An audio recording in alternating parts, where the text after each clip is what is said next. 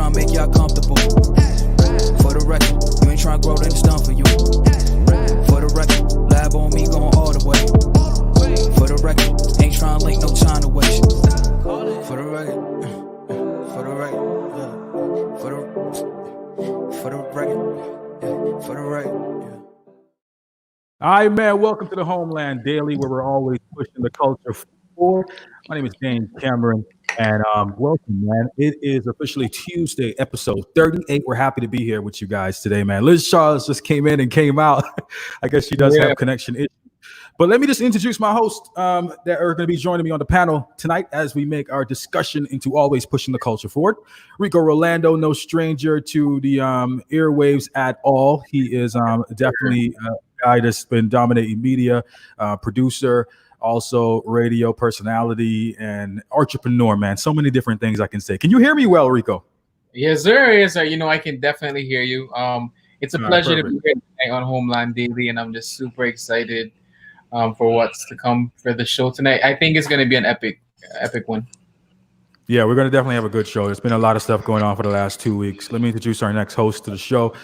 She was taking a vacation last week, but she's back and looks refreshed. Give it up for Liz Charles. Actually based in New York. You're in New York right now, currently. Yeah, which is why I think it's hilarious that you called it a vacation. Like, I needed some self-therapy for a couple days. I could hear protests outside of my window. Y'all. Wow. Self-care. I mean, anytime that you get to spend time with yourself is somewhat of a vacation, I like to think. Like when you're revamping your mind or resetting your mind, that's a vacation in some ways. Rico's looking at me like, the next time you go away with your kids and I'm gonna ask you if that's a vacation. Okay, cool. No, it's not. No, it's not. It's their vacation. It's not mine. Exactly. It's their vacation. Talking about kids, before we move on into the show, I do want to highlight a picture, and I want to start doing this before we get into the entertainment news, especially when a lot of kids around the world are working on unique things and being creative. It just so happened that the first one I'm going to put up here is actually my son. He actually drew something recently dictating his thoughts on the whole racial injustice situation that's been going on worldwide, not just in the United States. And it really touched my heart and the whole family and a lot of people outside. Take a look at this, guys. Let me know what you think. But he's actually dictating here, the table's turning. You know, what if this was to happen? Would you still be silent? And that's how he kind of described it.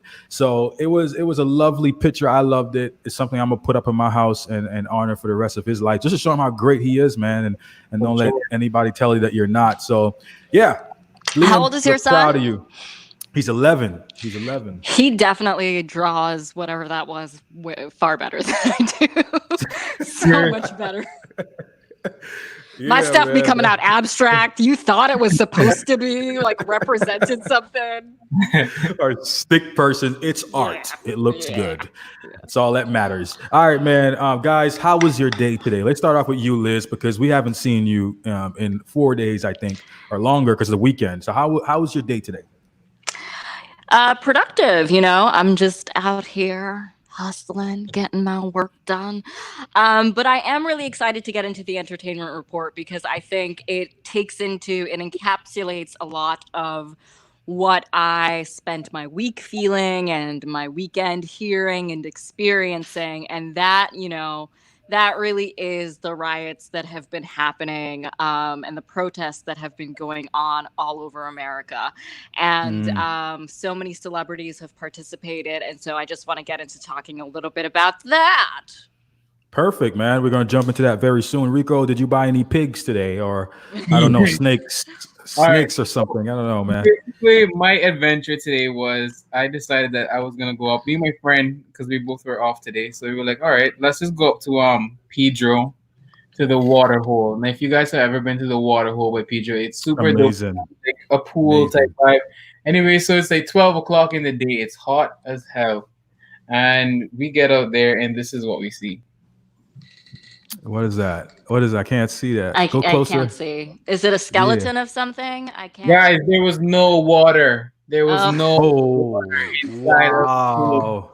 We get out there, we're in bullets. And as soon as we got there, It's all rocks right now, guys. So The every water has COVID. yeah, Water has basically, COVID. basically.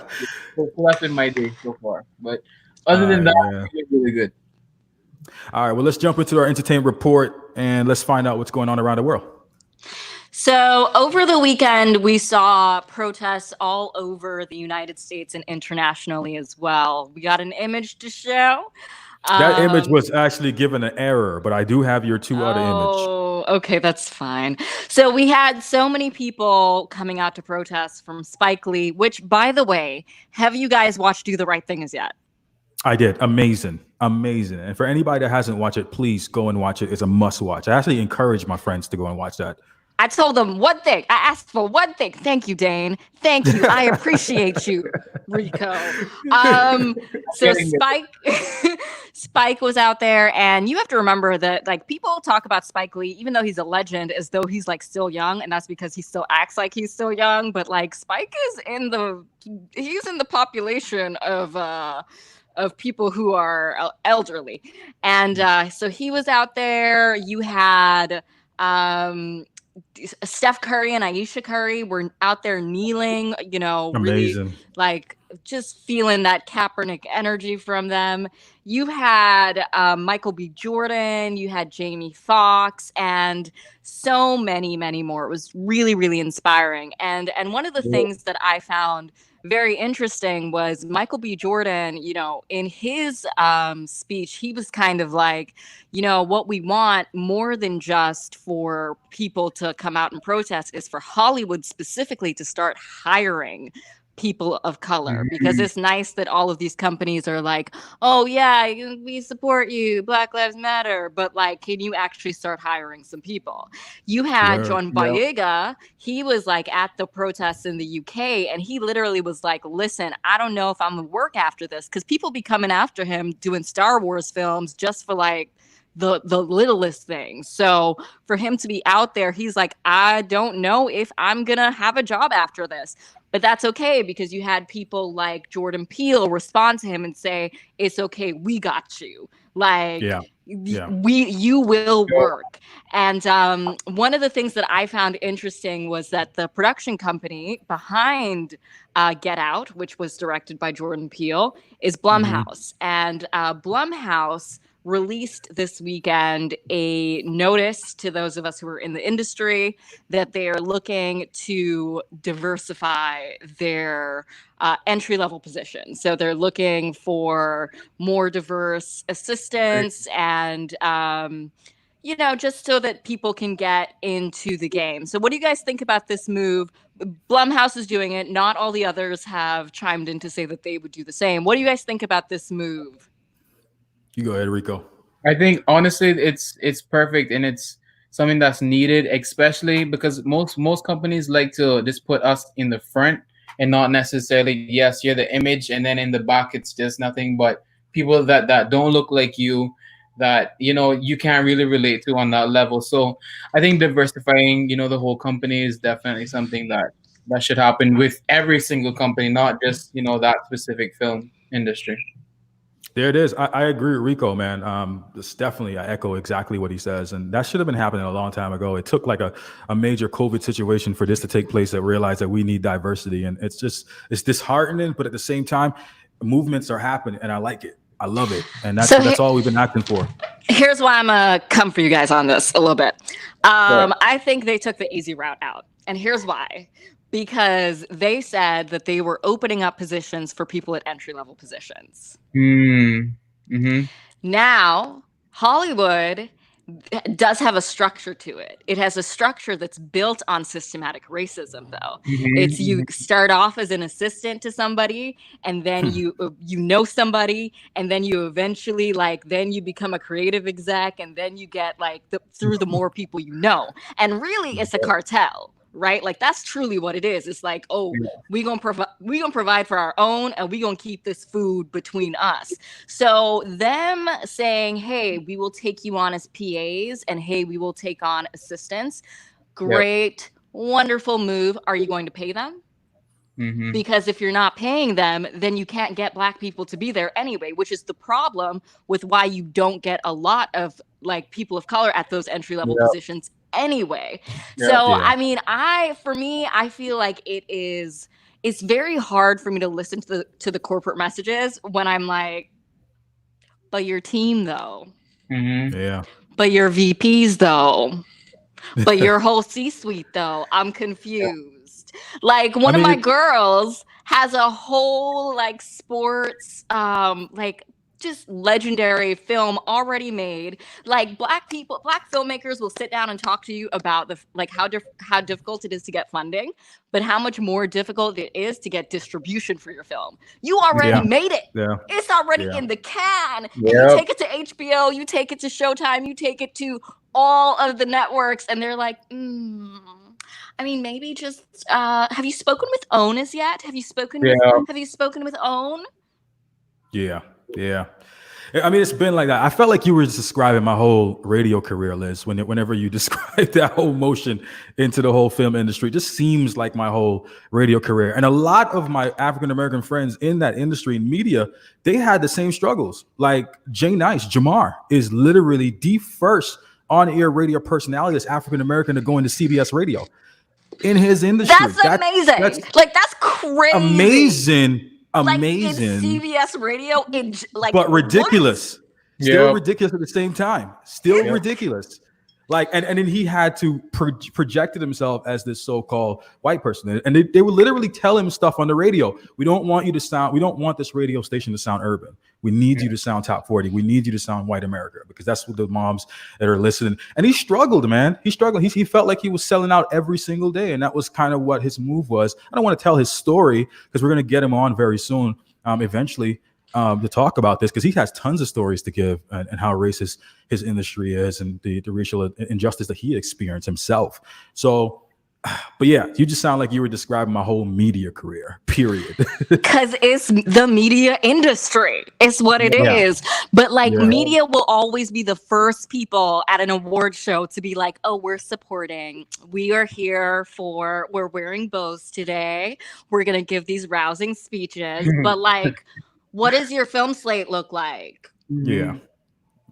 Are people still saying Black films don't do well internationally, even though the world population? I'm just confused because the world looks okay. Don't let me bring up Black Panther. Okay. Don't let me bring up Black Panther. You don't want to bring Wakanda into this. Okay. Nah. Absolutely all right, that's it for the entertainment report. I did want to give a shout out though. Over the weekend there was the funeral for George Floyd, and there was 8 minutes of silence, and it was beautiful. And Eric Garner's mother was invited up there, and she was there with our female comedian friend, who I don't know how her name is escaping my mind right now. Oh my gosh! You forgot about that. How is her name? Houston was today also, by the way. They held a different funeral today as well. And they did his burial yesterday. But ultimately, I think, that standing for 8 minutes, 8.5 minutes of silence that Beautiful. Reverend Al Sharpton had us do was really touching. And I'm glad that we got to all participate in that. And I hope that we do the same for Breonna Taylor. And I hope that we do the same for every other female and male victim of police brutality. That's it for your entertainment. Thank you so much, Liz, and welcome back to the show, man. And also just want to remind folks out there that we do blast ignorant tweets. So we're going to put the ignorant tweet of the day. Take a listen to this. A young lady, don't know where she's from, but Jordan Rachel, she tweeted, "Has anyone mentioned that the police will leave you alone if you don't do illegal stuff?"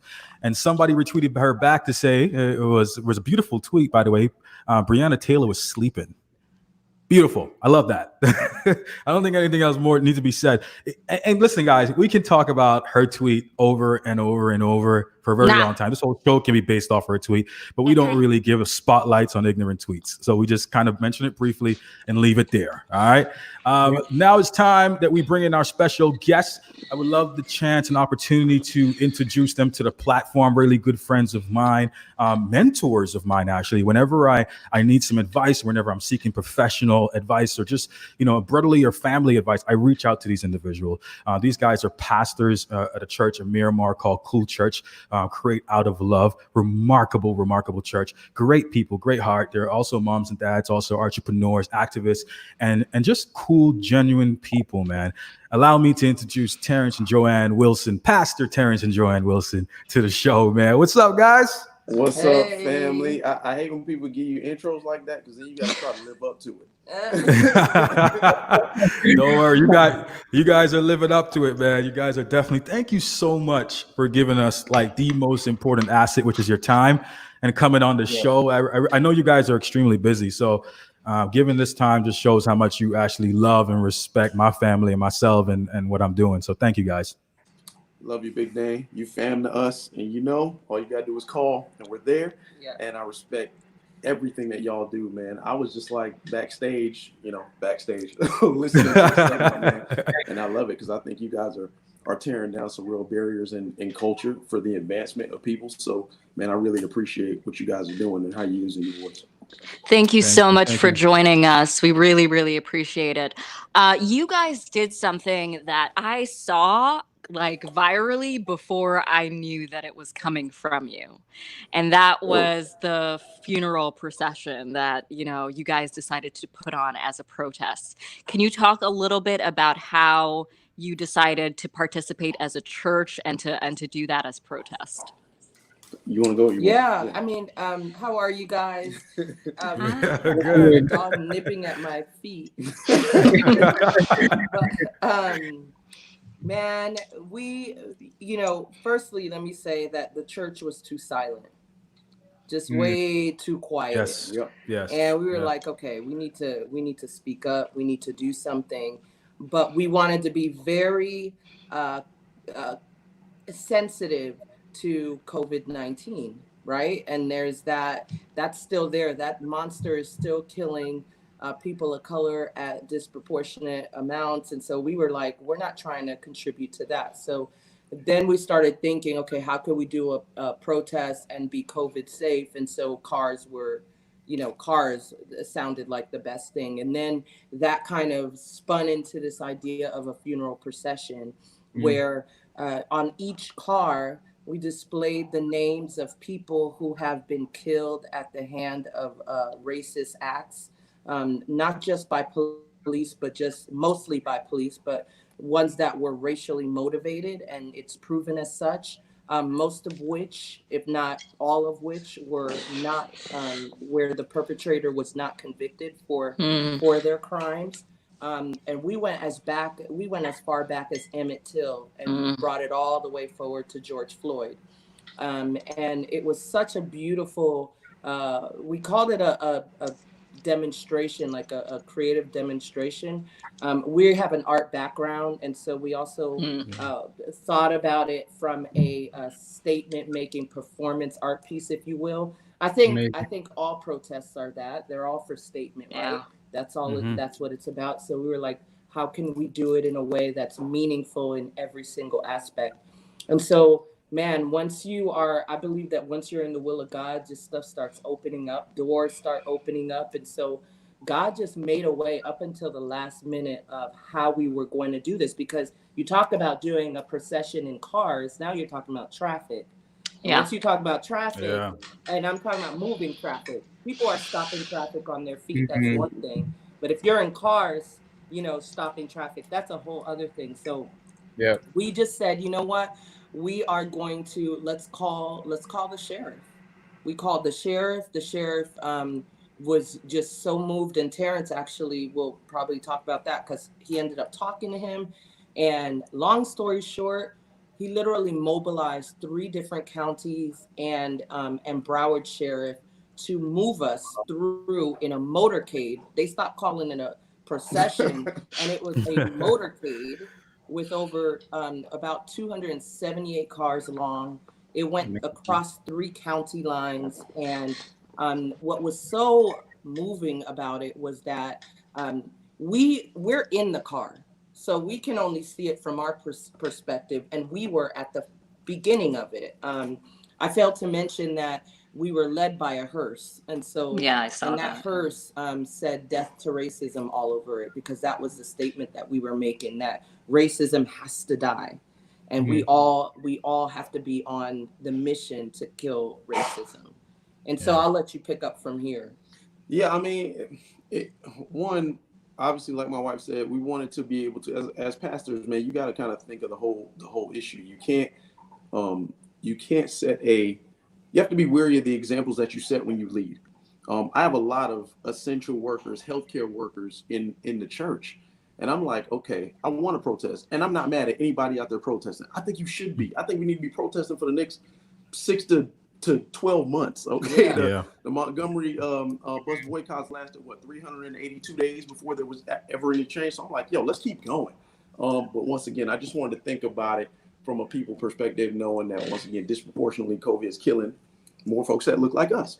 So, and even if they weren't, and even if that precisely was not true, you still have to be conscious of those things. The other thing that's cool about a funeral procession, I know I perform many funerals in life, but when I get stopped by a funeral procession, when they're on the way from the funeral home to the actual grave site, the first thing I ask myself is, who was that? Yeah. Who was that? And what kind of life did they live? And we're talking about people whose lives have been snatched from them in such an undignified manner. We just want to take a moment to give them the proper respect that they deserve and give them the dignity that they deserve, that they didn't get in life. We wanted to give it to them in death. And there's so many names. As we were doing research, we found over 2,000 names. Now, if we did a motorcade of 2,000 cars, we'd still be doing it right now. So that was a crazy process too, because the research just brought up so many feelings as you begin to realize how massive this problem. I mean, yes, it's a systemic problem. We've been saying that, but the fact that we couldn't even honor everybody that we looked up was so disheartening. So I say, you know what? If I'm going to inconvenience some people for a day, okay, you can be inconvenienced for a few hours, because we need to take a moment to reflect on these lives that never got the dignity they deserve. Absolutely. So that's really the heart of where it all came from. Amen. And it was just really cool to see, I mean, they were stopping major intersections. We drove through a pipeline in the county.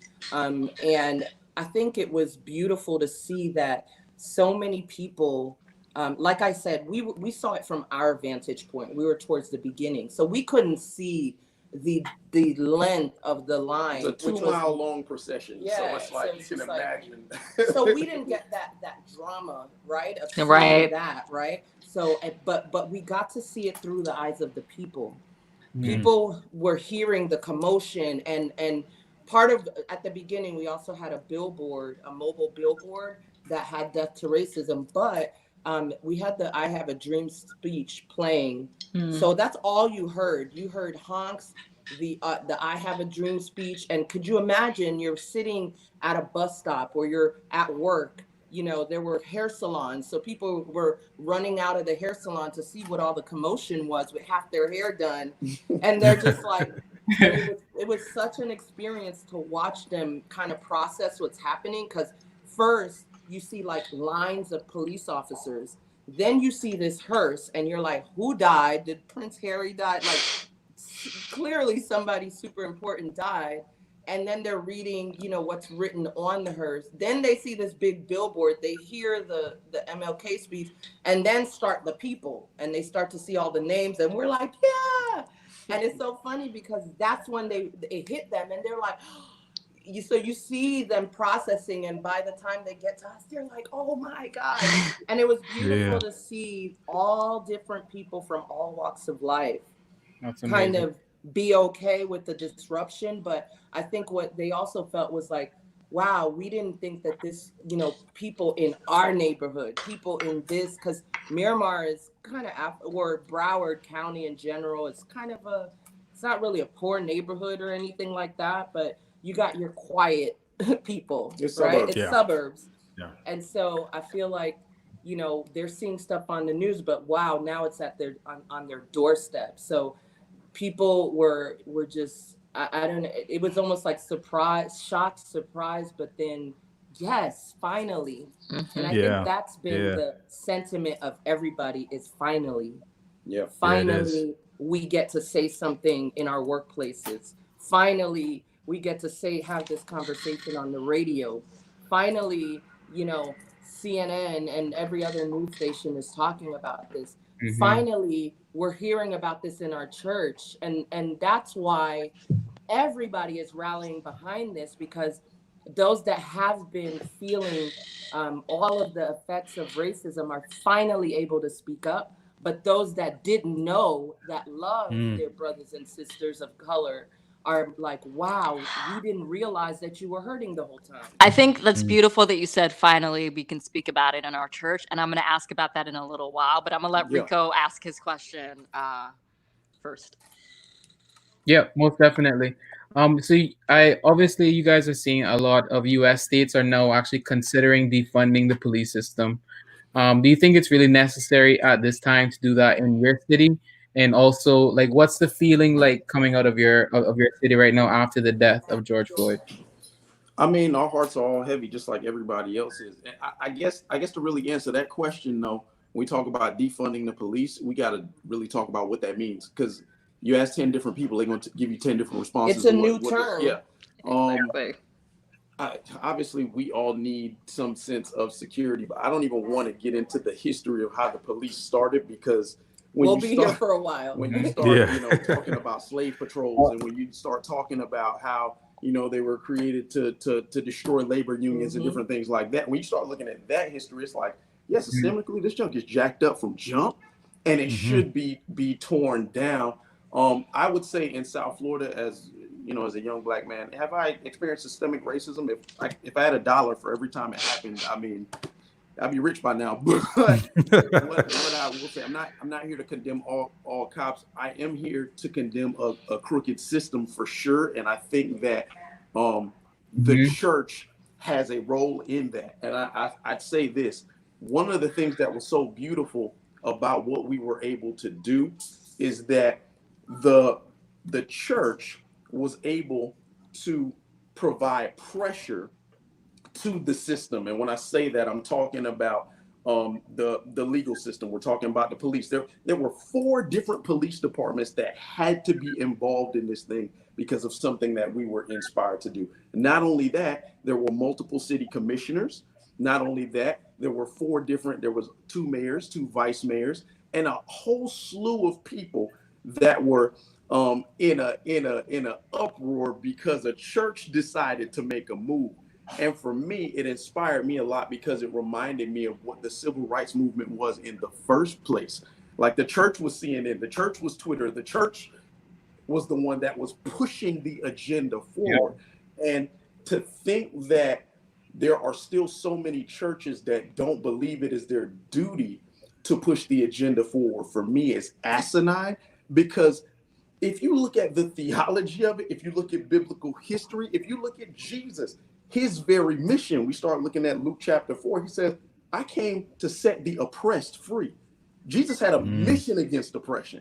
So there's no way that we should sit back as people that say we believe in this love movement that is Jesus, that is Christianity, and say we're okay with the oppression that's going on today. No, it is our job to push the agenda.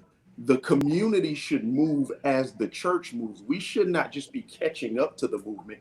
We need to be in front of it because we need to be leading it. Does South Florida need to defund the police?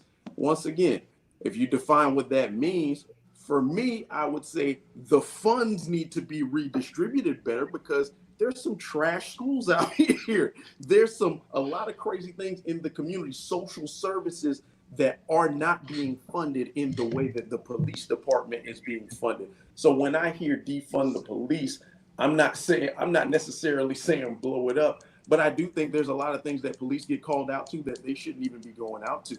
There's different mental illness professionals, there's social service workers that should be going out to Field calls. yes, Right. to feel things that you don't need police involvement in. So I think a shift in funding, I think that's a Mhm. proper result from a lot of the protests that we're making. Defund it, man. Listen, I don't I Defund is good on a practically. sticker, but yeah, and to us again, I believe in absolutely police reform, criminal justice reform. All of it has to be changed and transformed. Do we need it? Sure, we do. Do they need to be spending millions and millions and millions of dollars? And should the budgets be The allocated budgets the way in the that they police are? department in Absolutely comparison not. to the schools are so disproportionate. It's Yeah. ridiculous. Yeah, Okay, yeah, that's so true. yeah, That's so true. when you look at it once again, like you just have to. What I want to be about is at the forefront of understanding and being a part of applying pressure to my community to know where these dollars are going. Yeah. I Because love right it. now they're not going to the right place, and we're still seeing a lot of the same nonsense from our police department. So I love it. You know, one of the questions I wanted to ask, because I personally know you. You guys are pretty much family, man, and you guys are raising a beautiful daughter by the name of Vava, and I have my 3 kids here in Grand Cayman, so it can relate to you guys as parents, and sometimes I'm hoping I'm doing the best job I can do as a dad to explain to my kids of what's going on now around the world. Because I yeah, know Liam has personally experienced this before in his school, where someone has looked at him and said the words that he will never forget in his lifetime, like, "Hey, you're black, so you're my slave." And they're young kids, Wow. so I don't even know if they're understanding what they're saying, but he had to deal Mhm. with that, not once, but twice. So They my know. question to you, it's my taught. question to you, yeah, Don't ask exactly. it. Mhm. They know Um, exactly what they're saying. I want to know, because you guys are so great with how you guys are raising Vava. How do you explain that? How do you sit down as parents and explain to your child? Take us in your household for a minute. I mean, we're still having those conversations right now. Yeah.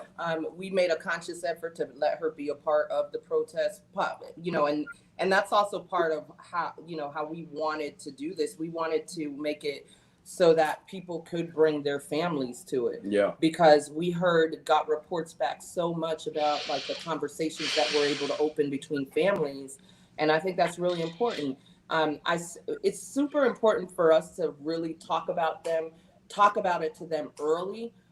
Me personally, the first time I was called the N word was when I was 6, and Mm, and I put the question out on Facebook the other day, and there was a big discussion around it. What was the first the first time that how old were you the first time that you experienced racism? Mhm. And I would say 90%, and this is not like a random quote percentage. 90% of the people said 6 years old as well.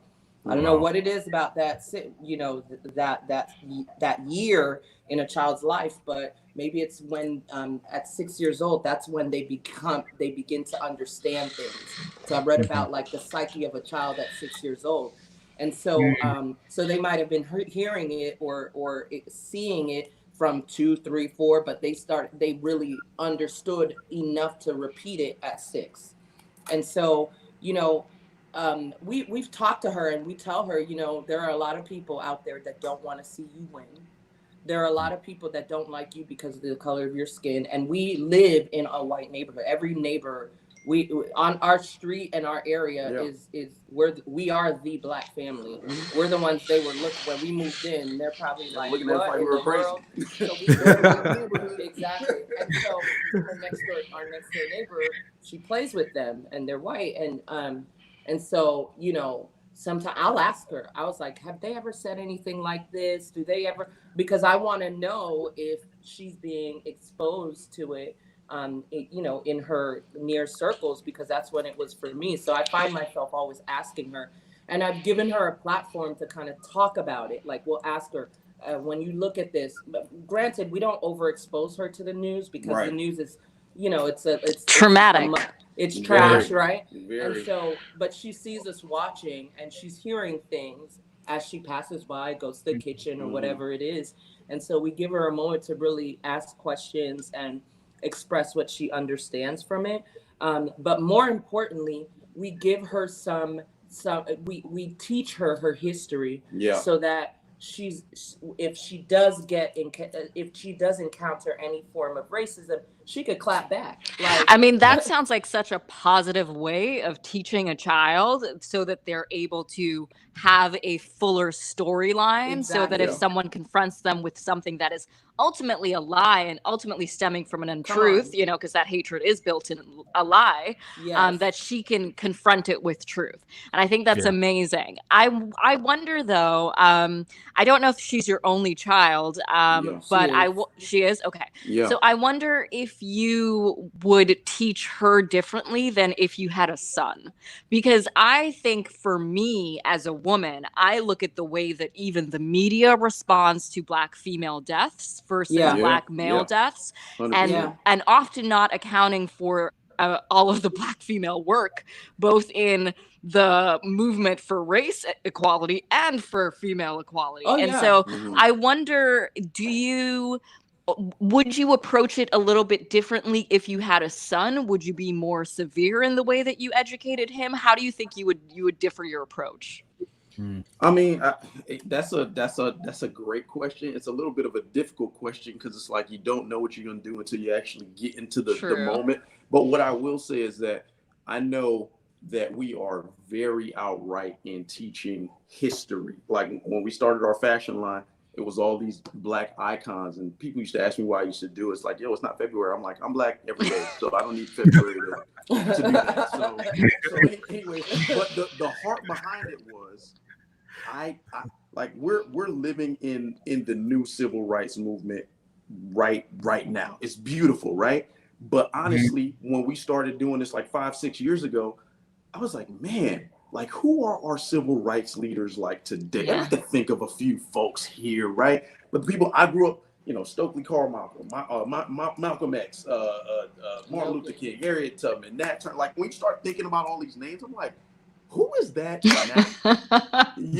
So I started drawing these things and putting them on shirts because I wanted to spark up conversations with people. I wanted them to ask me like, who is that? And I'm like, well, this is one of my heroes. And I wanted my daughter to see what I thought a hero was. Like, how did we get here? How do we operate in this freedom that we have right now? Well, somebody had to sacrifice. So I wanted her to see what those people look like. So we were super intentional about teaching her what that was, and also getting in front of the negative storylines that they would say about people. Like, for example, you think about the Black Panthers. I'm a pastor. Now, in the church world, you start talking about the Black Panthers, That's radical. they try to shut you down. Yeah. But you and I know, well, they understood the law so that they could protect their neighborhood. They understood their Second Amendment rights. Precisely. That the white gun carriers do, right? Yeah. So that they could protect their neighborhood. Not only that, though, they were all about community service. We know about the feeding programs, and the Panthers were about taking care of their community. Yeah. So I said, you know what? Let me teach my daughter about this stuff before the white evangelicals, I'll say it, I'm a pastor, I can say it, before media tried to put stigmas and weight on these things. Like you say Black Panthers in certain space, people just start to get Well, let me ask you it a little differently then. Yeah. Are you teaching her differently than it was taught to you as a man? I have to. Speak on it. Speak on it. Because you know what I'm going to say? Well, there's two reasons. One, the depth of the history that we know, I can personally, it was not taught to me we already know it wasn't taught in school, right? Yeah. And we have island parents. My mom and dad, or my mom's Trini and my dad's Vincy, and then my wife. Okay. Yeah, Trini Tootie Boom. You should have started with that. That's where Stokely Mom came from. So there you go. So my wife is Haitian. So in our household growing up, here's how we were taught, right? You got immigrants coming to America that haven't experienced the systemic racism that an African American has experienced living in this country, right? So they come in this country and their word to us is the only way you can gain some semblance of equality, and this is true, is you can't be like them. You gotta work, you heard it, you gotta work twice as hard. You gotta do everything because there's a standard in this country that says black excellence is still lower than white trash. Can I say that on the radio? Is that Yeah. right? Go ahead. So there's Go a ahead. standard there that says no matter how high I get, I'm still lower than the lowest of this other Mhm. race, right? So my parents, hey, just for equality. I'm not asking for supremacy. I'm not asking. Just for equality. You better fight. Whatever you do, you better do it twice. And I'm sitting here like there's a pressure that put on me. Now we weren't even, and also with that having the parents that were from Island Descent, there's also the look that we had to take on, right? So it's like, yo, make sure your hair is low, make sure your face is always true, because they taught us. God bless my parents. They're the greatest people in the world. They taught me everything they could to fit in. Mhm. Well, for me, They didn't teach I'll me say, everything to do to thrive, but to fit in. You understand what I'm saying? and I can say, Yeah. for me, it was they taught us everything so that we would be disassociated with Black Americans. Right. Because it's like, okay, that's them. We're not like that. Right. We're not. They used to call them vagabond. We're not the vagabonds. We're the clean cut. we're We're the the clean sharp. cut, We're the articulate. We're educated. But see, in America, you still a nigga. Did I say that? Well, you did. Yeah. So it doesn't matter. It doesn't matter what you look like, what you do, and how well you're spoken, how well you speak. If you may have an encounter like this, and all they're looking at is the color of your skin. So with that being said, how do we teach our daughter differently than we were raised? Our messaging is, it's like, I need you to be the best you can be for you. Mhm. That's it's like, yo, I don't want you to live up to our standard. I don't want you to live up to their. I just want you to be the best version of you can be. And I pray that when my son comes along, that will be the same way. And obviously it's like there's the little things that we're trying. She's 10, so there's certain things that we haven't taught her yet. It's like there's a certain way that I have to conduct myself when I drive. It's like, keep your hands on 10 and 2. Don't put your hands in your pocket. We're not even there yet with her because she's just not. But you are like that. The other day, Terrence called me. He was on his way home. He was on the phone. And this is like, this was like maybe 2 weeks ago. So this is like right when all this started to happen. And I always think this, but I never forgot how it just felt different this time. Like, I was like, get off the phone, babe, because I don't want nothing to happen. Like, I felt like at any moment it could be you. Yeah. And I've been in that situation. That's so real. But even like as you today, I'm not even talking about you in the past. I'm not even like you today, Mr. Pastor, Mr. Well-spoken. You are connected. You are a business owner. You got receipts for your life. Yeah. And you've done all these things in your life. And yet I still have to worry about if you're gonna make it home. So here's a prime example of me following the protocol that I've learned being a Black man in America. I was driving to a prayer meeting one morning. This was months ago. I get pulled over, and I'm wondering, like, why the heck am I getting pulled over? I don't know what's going on.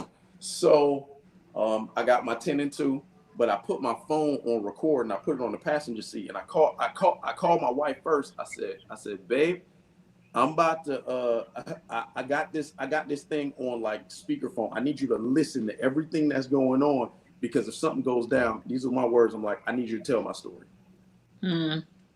Other people had to do that, but I felt like it was necessary. And why did I get pulled over? I said, hey, officer, what's the problem? How you doing today? And the most non-threatening tone possible. Which is ridiculous. He walks up to my window and says, I'm pulling you over. You're gonna laugh when I say it because of how stupid it sounds. I'm pulling you over because your front windshield tint is too dark. I said, oh wow. I catch myself. I'm like, who tints their windshield?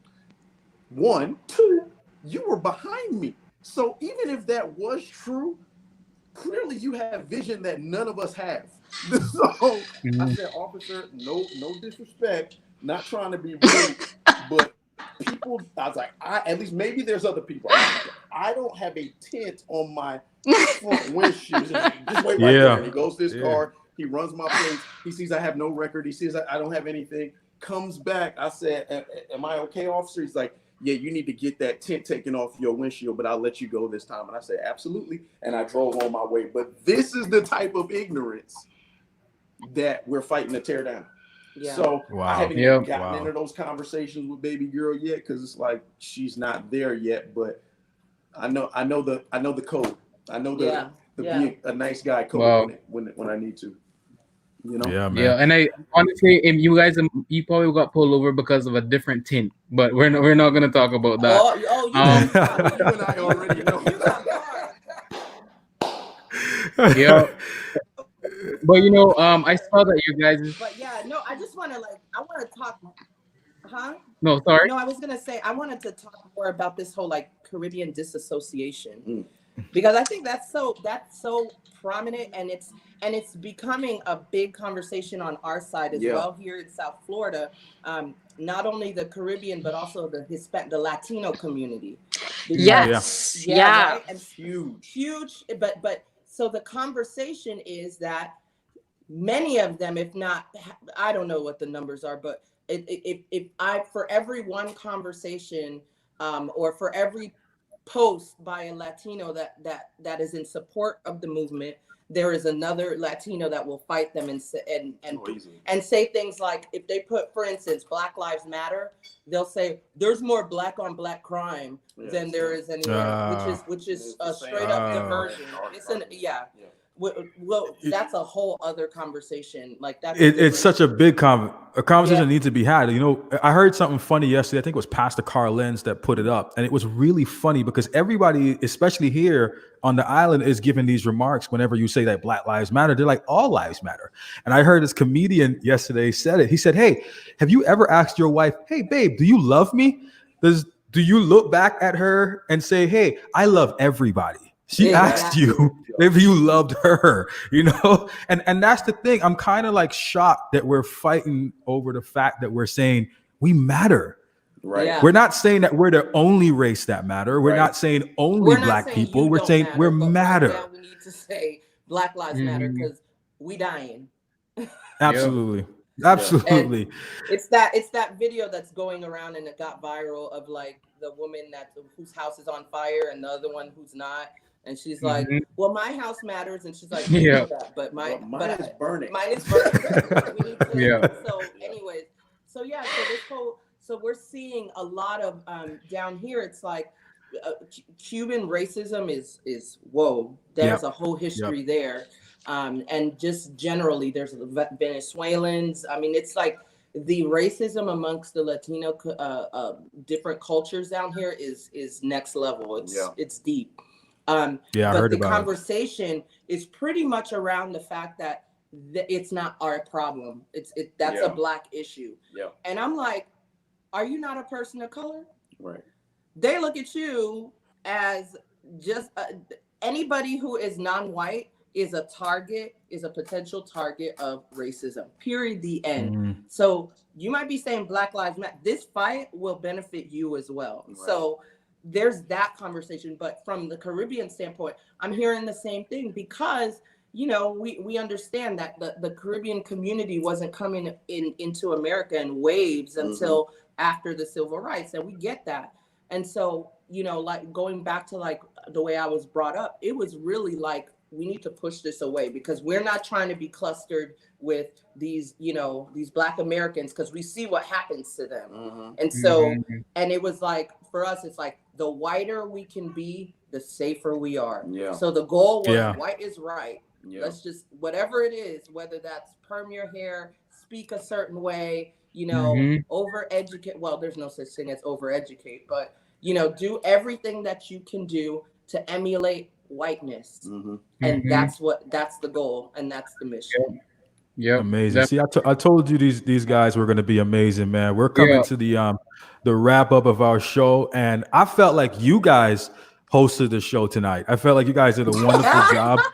And no, it felt that way. You guys educated us. You guys kept us entertained. Laughter was involved. Like, that's why I love you guys so much. And I was excited to get you guys on because I know that you guys will give awareness, education, and also spread a little bit of love out there. So we always end our show with a positive note. So there's people that are listening right now and back on audio when it goes on Spotify. So we kind of want you guys to just give in 30 seconds or 40 seconds and less, just a positive feedback to someone that's listening, that's going through this right now. And Terrence, I want to ask you too, because this question came in privately. They wanted me to ask the question because they do believe you when you say the church is silent. As a leader, how do they stay in their church if their pastor is silent on this conversation? I think you have to decide in your heart what is right. At the end of the day, like, if you're following somebody and your heart is not connected to the verbiage that is going out and your heart is not connected to the mission, then you got to do what you feel is right in your heart. Because here's the thing. A lot of churches are being silent because they don't want to be persecuted, right? So what's the Bible say? Matthew 5:10. Blessed are those that are persecuted for righteousness, for theirs is the kingdom of God. Like, when I get knocked down, I don't feel bad. I feel blessed. I'm blessed because I know I'm fighting the right fight. I know I'm fighting the good fight. And I just want to speak to that person that has felt like they had to sit in church silent, or because of some religious institution, because of the fear of reprisals, because or whatever, you thought people were going to come at you. I want to say, one, if the fight is right, man, get up and continue to repeat the fight, because the fight will continue to present itself until you do something about it. If you're in a situation and the situation is not good, God's probably got you there because he knows that you're the only one that feels a certain kind of way. When everybody else is comfortable, when everybody is okay with the status quo, you feel a churning in your heart. You don't feel at peace about it because you know that something is wrong. People are looking for purpose and mission. If you're in a situation that something don't feel right, there's your mission. There's your purpose. God made you with everything that you needed inside of you to make this world a better place. Don't sit back idly by and do nothing, because the only thing that it takes for evil to triumph is for good men and women to sit back and do nothing. I follow the thought and the heart of Martin Luther King, who made that sentiment.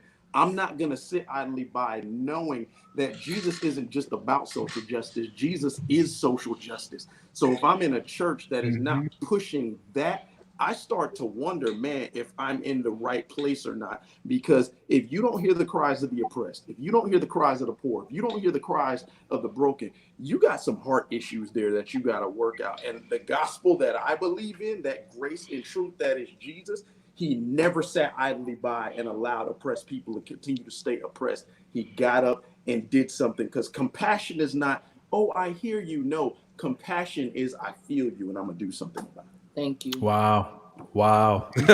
Come on, man. Guys, I think we went to church today on the show. I think we went to church. Man, anything you guys want to say, Rico and Liz, before we wrap up? That was amazing.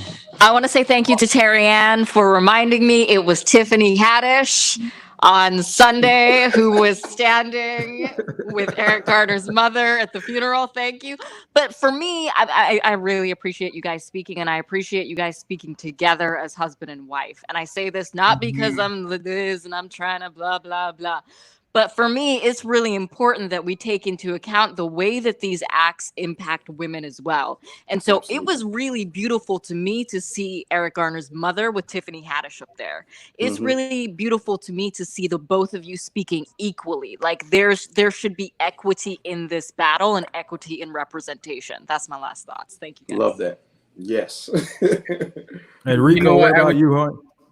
Yeah. I would just actually like just thank you guys so much for coming through to the show, to the Homeland Daily show. I think honestly, like, I couldn't really like connect with pastors before, but I think you're definitely someone that, you know, you can see eye to eye with and really can connect with you. So definitely thank you guys both for coming on the show, and I hope you guys are going to be back again soon. Yes. Yeah. Thanks, family. So whenever y'all tell us when, we'll be ready. We love y'all. You guys are awesome. Keep doing the great work. They're entrepreneurs too, so hopefully we'll get them on for their Entrepreneur Thursday. But I definitely want to thank them from the bottom of my heart. I don't think Terrence and Joanne actually get how much me and my family respect and love them. And Yeah. and Rico just said something to make you understand a little bit more why. And it's because of how they lead. They lead Mhm. very well, and they're perfect people to take example. There's no such thing as perfect people. They're progressive, but Yeah. I just love being around them because I learn every single time. And I always I always tell my son that if you're the smartest one around the table, you got to leave. You have to move. And that's why I like to hang around Terrence and Joanne, because they're literally always inspiring me and moving me forward. And that's why I refer to them as family. And you guys planted so much seeds, and you gave so much people in Cayman, I don't know about anywhere else in the world, but a different perception of what the church looks like. And I love you guys for that. Wow. I love you guys for that. Thank you so much. We love love you, brother. Thank you. Keep killing You it. guys have a good one. Thank you for Come coming on, on. We y'all, appreciate rise you. Love you all, man. All right. So that was Terrence Wilson and Joanne Wilson. We call them Pastor Terrence Wilson and Pastor Joanne Wilson of Cool Church in Miramar. If you ever had the opportunity to see them, please go to Miramar Cool Church. It actually means create out of love. They also have a clothing line which you can search up. It's called Cool Creative, which they actually draw some of our idols and our heroes. And that's the one thing I forgot to tell him. Like, you know, it's okay to give a rose to your hero that's alive right now, and those are my heroes. He asked the question, who's the new Malcolm X? Who's the new Martin Luther King? There they are. They're right there. And I'm gonna be very real too, guys. You guys know that when we created this show, especially when I spoke to you two, you guys are very open and transparent. And I know we're going over time. I'm gonna wrap this up very quick. You guys are very open and transparent, and that's why I intentionally chose you guys to be a part of the show, because I know where your heart is. So I've been disappointed for the last 4 days because, you know, I was at a church that wasn't really speaking about race. And that was important to me. And I felt like God spoke through those two individuals tonight to let me know what my next movement should be, because it's important to speak about this issue. It's really important because there's a lot of people that have questions and they need it to be answered. And there's a lot of people, forget for a second, just think about even the white people that are in churches right now. You're giving them permission to be silent on this. And that's not good, not from a church perspective. It's not coming from a church perspective. That's so wrong. And like I told you before, Rico, there's a difference between having sympathy and empathy. I've always told people this. Like, you sympathize with someone because you've been in that situation. You felt that pain, but you empathize with somebody. It's difficult. Not a lot of people can empathize with people. They can't say, oh man, I don't know how that feels, but teach me, help me to understand. And that's the heart that I want from people, especially in Cayman. Stop ignoring that it doesn't exist. It exists. It exists. That's where the black ching ching come from. That's where the comb your hair better comes from. That's where, oh, I don't want to have kids with him because he's going to have nappy hair. So I don't want to have kids with them. You know, that's where it comes from. That's where it comes from. What do you think it exists here? Like, we've been doing this for a very long time. I had girls that told me, we can't date because my kid's hair is going to come out nappy. That doesn't make you racist? I love my nappy hair. I'm gonna just say that real quick. I'm gonna just a beauty shot for you. I think I still have it. Yo, man, I appreciate you guys so much. Thank you for staying up longer than usual. And we'll do it again tomorrow, guys. We got a great show. You got a special guest, right, Liz? Why don't you talk about him real quick? Yeah, so tomorrow we're going to have Dr. Christopher Williams. He is a professor at UCCI. He's also a sociologist and someone who can speak specifically to Cayman history as it pertains to racism. You know, one of the things that's really important to us is to be able to reflect, you know, on what our local culture is, even when it comes to global pandemics, even when it comes to global political issues. And Dane's speaking on what it is locally for us. And we're going to have somebody do it from an academic perspective as well.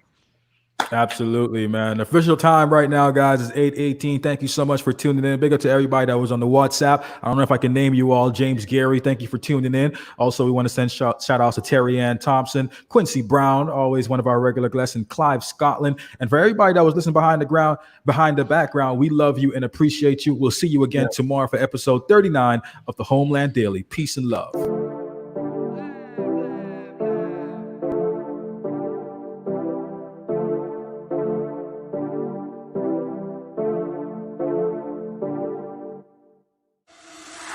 For the record, trying to make y'all comfortable.